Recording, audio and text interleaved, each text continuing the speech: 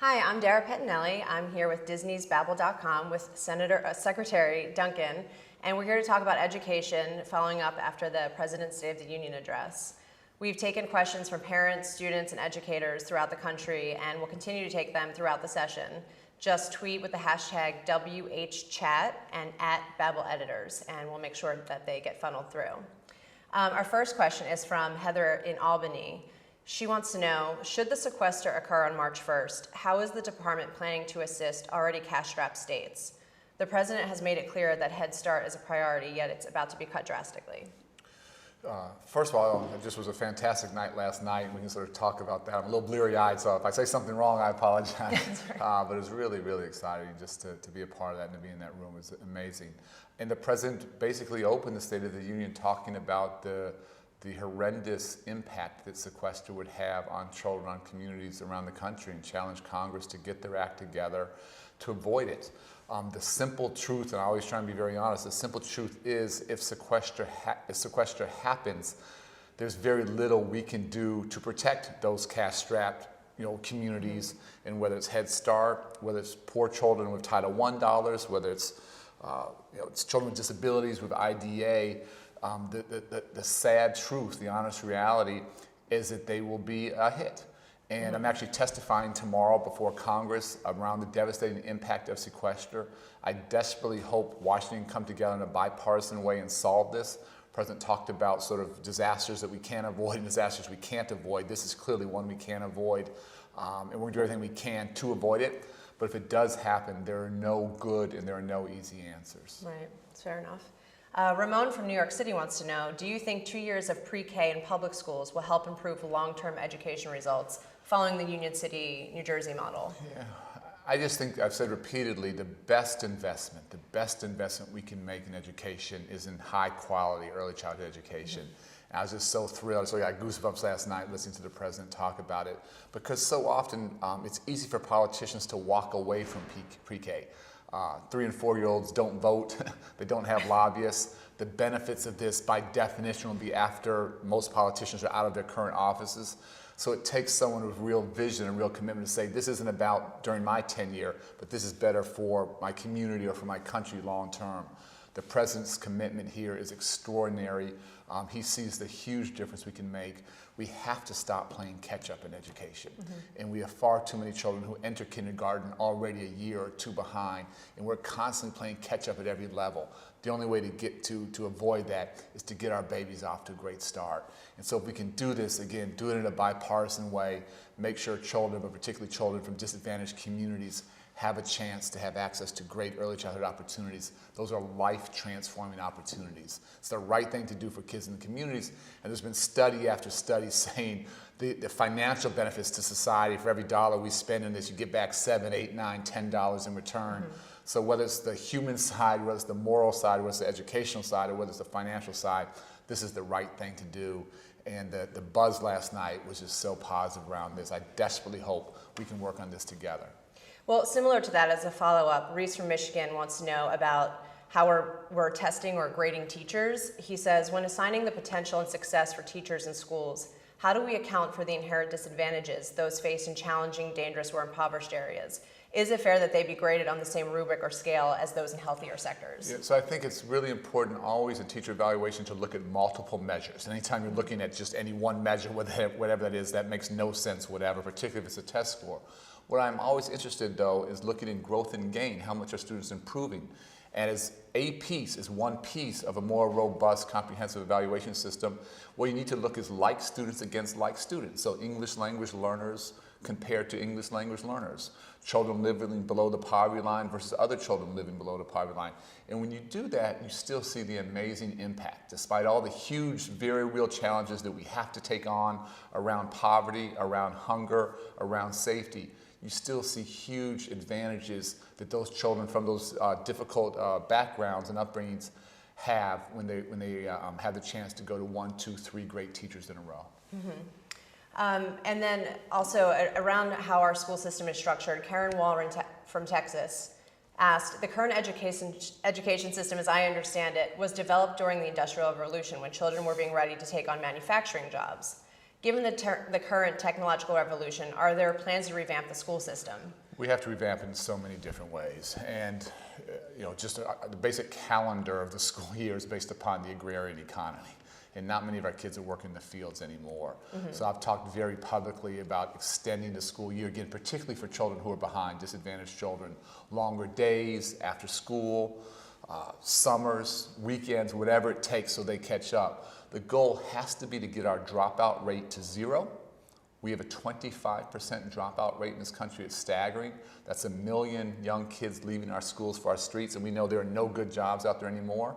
So you have to get that to 0. We have to increase graduation rates, but we have to make sure our children are graduating college and career ready. And far too many of our high school graduates are actually taking remedial classes in college. They're not ready. And it's too expensive, and they're burning Pell Grants.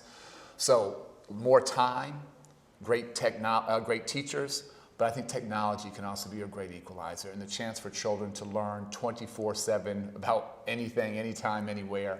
My wife and I have 2 young children at home. Our daughter's in 5th grade, our son's in 3rd. And to have them have the chance to pursue their interests, technology can be, I think, a great tool for increasing equity, but also expanding excellence. And so looking at all those things, looking at talent and teachers, looking at how we use time, and thinking about how we use technology, during the school day, after school, at home.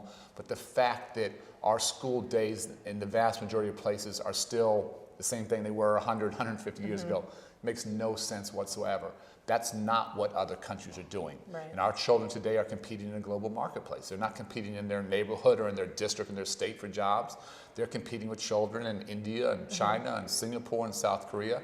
And I'm convinced our children are as talented, as smart, as creative, as entrepreneurial, as hardworking as children anywhere in the world. We just have to level the playing field for them. We have to give them a chance. There are certain districts, certain schools starting to be very, very creative in these areas, but not enough. We're not sort of at that tipping point yet. I'm trying to do everything I can to push in that direction. Well, that brings up the next question from Kelly Wickham in Chicago. She asked, and she's an educator as well, she asked, who are the innovators in education right now that we should be looking at? Well, there's no one person or one district. People always say, what's the model district? Every district has strengths and weaknesses. But just on the technology, I'll give you one. There's a district that's relatively underfunded in North Carolina called Mooresville. And I think, my numbers won't be exact, but out of like 117 districts there, they're like the 100th in terms of funding. And they have a very interesting visionary superintendent who's doing some different things. A few years ago, he stopped. Again, they don't have a lot of money. They stopped buying textbooks, started to put a lot of money into technology. And not technology for technology's sake, but technology as a teaching tool for students, technology to empower teachers to help each other in very different ways. In a short amount of time, students in Mooresville, not only a test score is going up, which is one piece, but graduation rates are up significantly, dropout rates are down. So places like that, we're starting to see not just individual pockets of excellence, but a whole district moving in a different direction. Very, very interesting to watch. That is interesting too. And with technology, and you speak a lot about the curriculum and how we need to change that. Michelle, who is mom to Oliver from Savannah, Georgia, has shared an interesting question about the emphasis on tests. And her question is, despite the promise of race to the top, my son's public school education is still heavily influenced by test prep, which is not in tune with his development or his curriculum. My wonderful teachers and administrators feel forced to do this. What are you doing to ensure that assessments are designed and properly used, and that drilling for the test doesn't replace education and learning? Yeah, well, it's a huge concern, and it's a huge worry, and it's, again, frankly, something my wife and I are concerned about with our own children. Yeah. And let me be really clear, I think it is important to evaluate students each year. Some people say we should do no testing, but I think it's really important for teachers to know not what are they teaching, but what are students learning. But where their tests are happening all the time or too frequently, when they're not aligned to the curriculum, when it doesn't make sense, you have to sort of step back and say, why are we doing this? When I led the Chicago Public Schools, we had the state test, which we needed to do, and we were also taking the Iowa test. I actually eliminated the Iowa test, so I cut out 50% of the testing that our kids were doing. There's also a distinction between sort of end-of-year tests to see what students learned, but also whether it's daily or weekly or monthly ongoing evaluations, not where it's high stakes, but really understanding, again, not what am I teaching, but what are my students learning. Technology, again, is a huge tool here that's really empowering teachers to see, sometimes literally on a daily basis, okay, we taught whatever this third grade activity was 20 of my children got it, 7 didn't. How do I reteach those 7 the next day?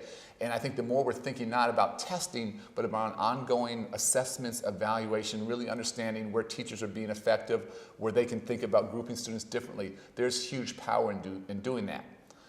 The counterbalance again is where you're over testing, where you're doing a ton of test prep, what I call drill and kill. That's not beneficial for students. It's not teaching them the habits of mind that we need.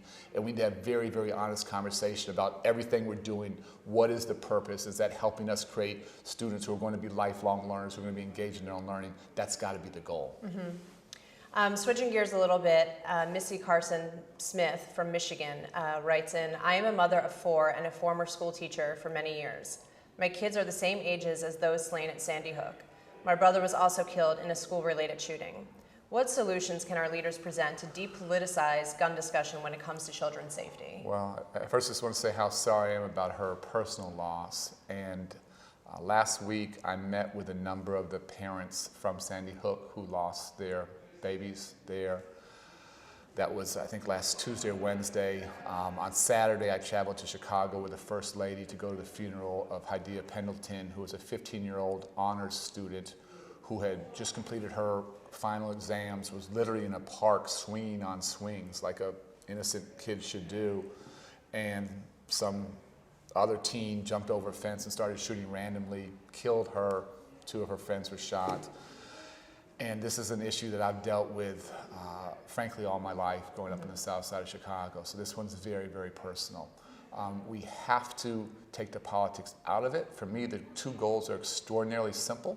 We have to create climates in which our children are growing up free of fear, and we have to create climates in which our children are not being shot dead.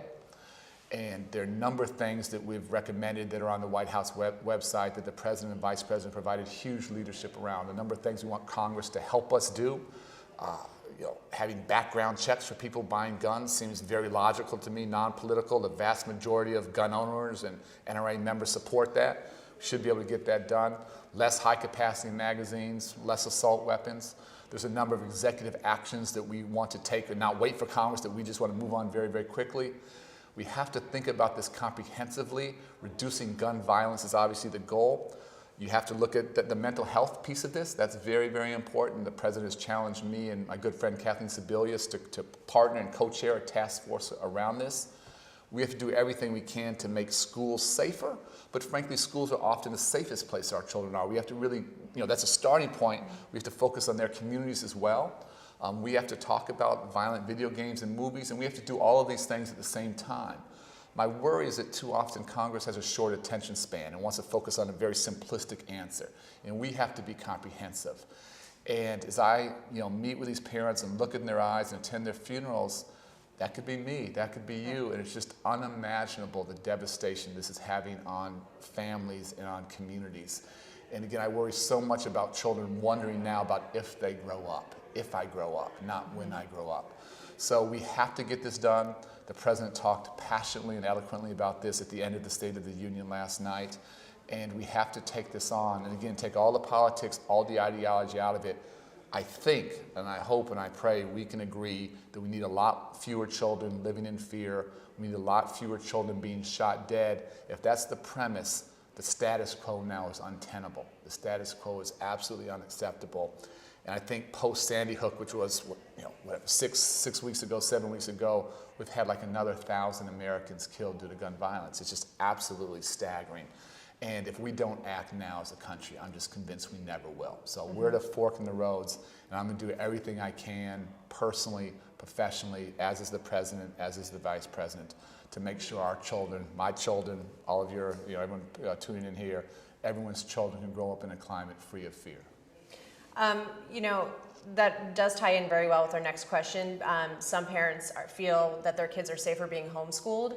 Rachel Fawcett from Georgia wants to know, what is the government's policy and perspective on homeschooling as a viable means of education?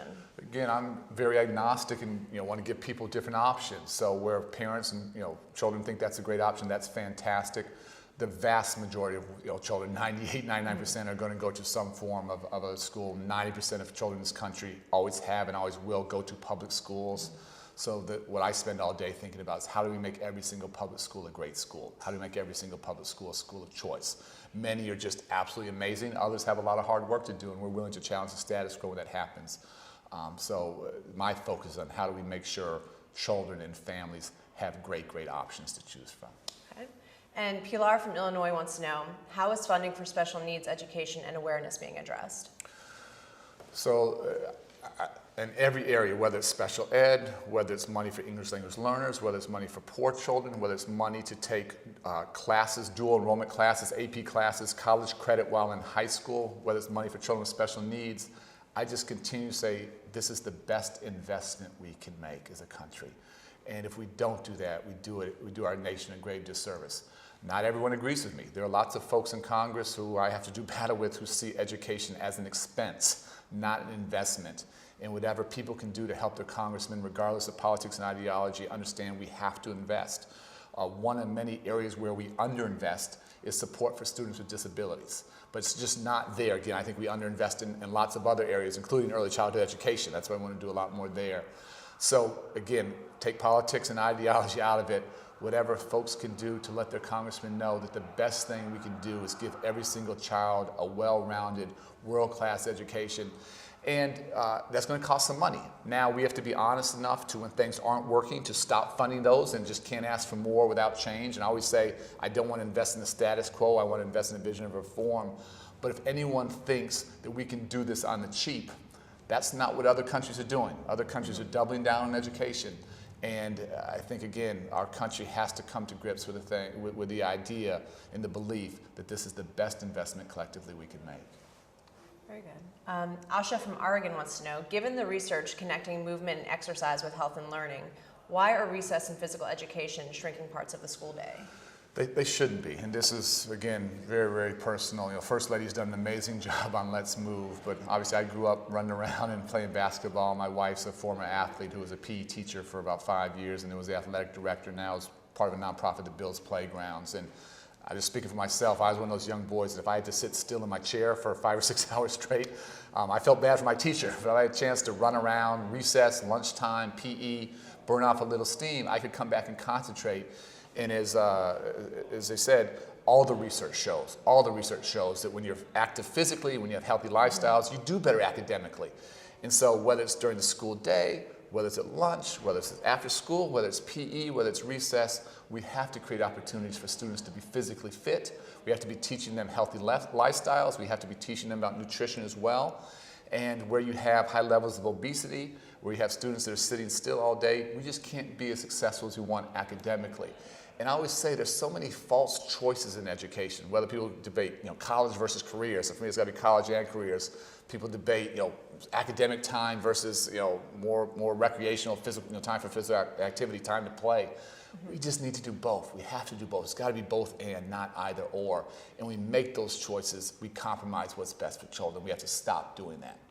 You said something very interesting about how you were, a young boy, you always wanted to move. Caradwin Morris from New York wants to know how schools can better address the unique needs of boys. There are so many studies and articles coming out about how the school system favors girls, and our boys, she thinks, are developing low self-esteem at an early age. So I think if you sort of step back, again, this goes back to where we were as a nation in terms of education for 100, 150 years, where we need to be now. For me, whether it's boys, and the real issues there, whether it's girls, whether it's African-American boys or Latino boys or whatever it might be, I think at the end of the day, what we need to do is get this idea of sort of an individualized education plan for every child. And how do we meet not just their academic needs, but their physical and their social and emotional needs? And every child is different. Every child has unique strengths and weaknesses. And my two children, same two parents, same household, same family, radically different strengths and interests and needs. And so the idea of teaching everybody the same thing at the same time, the same way every day, just doesn't make any sense whatsoever. And so again, whether it's boys, whether it's teenagers, whether it's girls, whatever it might be, how do we spend time with that child and their family, understand their strengths, understand their weaknesses, figure out what we do not just during the school day, but after school, and then reinforce it at home so that child's needs are being met. That's the kind of idea we need to move to. Some places of great, great creativity there, but this idea of uniformity and conformity just doesn't make sense to me. Mm-hmm. Well, we've talked a lot about early education, and now I think it's a good ending question to talk about college. Susan Jackson from Indiana asks, as an older college student who has had to work and go to school full time, I have depleted my financial aid, and paying for the nursing program I'm hoping to get into is not something I can do alone. Will there be any increase in college education assistance from the government in addition to scholarships? Yeah, so long way to go in this area, but maybe the thing I'm most proud of that we accomplished in the first term was an additional $40 billion, 40 with a B, $40 billion for Pell Grants. And we did that without going back to taxpayers for a nickel. We simply stopped subsidizing banks, put all that money into young people. Wildly controversial here in Washington. We thought it was total common sense. In the past couple of years, we've gone from 6 million Pell recipients to over 9 million, a 50% increase. Many first-generation college goers. That's been fantastic. Huge emphasis on community colleges. But having said that, the costs of college are still crushing people. And not just in disadvantaged communities, this is middle-class families as well. And whether I go to the grocery store, to the dry cleaners, or I'm on an airplane, almost everywhere I go, someone's coming up saying, what can you do to help?